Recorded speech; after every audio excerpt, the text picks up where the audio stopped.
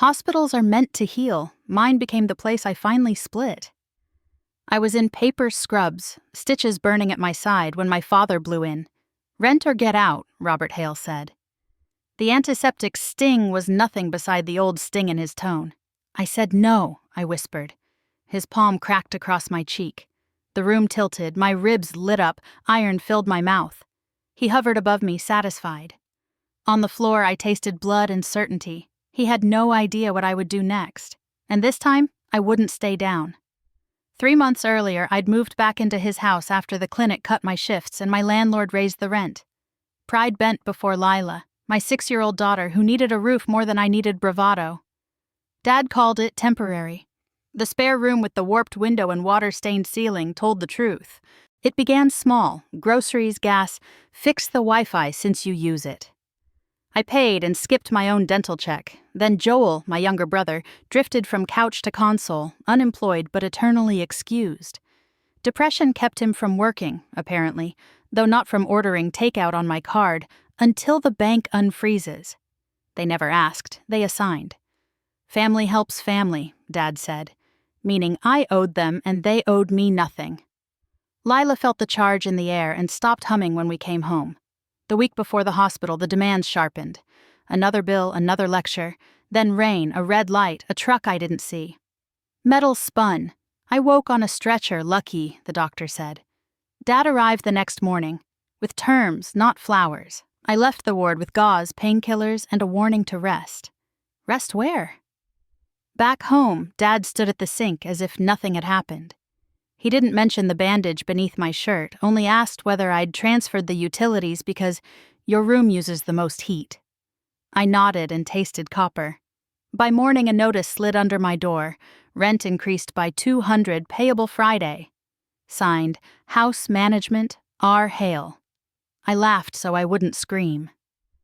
Joel knocked a beat later to ask if I could cover his car insurance for a car that hadn't moved in weeks. Even Lila noticed. "Why does Grandpa talk nice only when you give him money?" she whispered while we brushed our teeth. I had no answer. Mina, my best friend from nursing school, came by with groceries and a blanket. She listened, then reached into her purse. "Your mother gave me this to hold," she said, placing an old brass key in my palm. Tiny M near the base. She said I'd know when to pass it on. The next day, I drove to Mom's Craftsman on Ash and Hamilton. The house smelled like paper and lavender. In her bedroom closet sat the locked filing cabinet I'd never opened. The key turned with a click. Inside, folders, neat as stitches.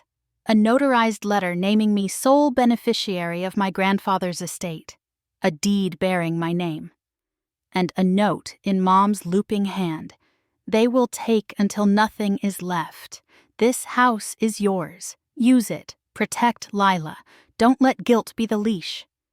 I sat on the floor, shaking. The roof Dad ruled wasn't his. It was mine. I didn't confront him immediately. I gathered proof, utility bills with my name, transfers, Joel's smug live streams, then called the attorney who handled Mom's probate. "You own it outright," he confirmed. "You can evict." I filed, hands steady.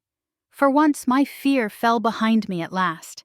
Dad tried charm, then menace. He told neighbors he was ill. He told me family was sacred. Leah from 3 doors down knocked one evening and showed me a clip on her phone. Hospital glare, his hand rising, my body striking tile. Lila's cry. "In case you need it," she said. On Friday, the deputy's car idled. Joel sulked behind Dad, hoodie up, eyes darting. "You can't throw me into the street," Dad barked. "It's my house." I held up the deed with Mom's looping signature and my name. The deputy read the order and nodded. "You have to go, sir." Neighbors watched from porches. Dad looked for sympathy and found none. "You'll regret this," he spat. "No," I said. "I regret staying this long." They left with boxes and dishes. The quiet throbbed like a wound draining. For 2 weeks, I scrubbed the rooms and slept lightly. Then I sold the place and rented a small cottage across town. 2 bedrooms, lavender along the fence. Lila chose a sky blue wall and began humming again. I started therapy and learned boundaries. Love without respect is appetite. One evening we stood on the porch.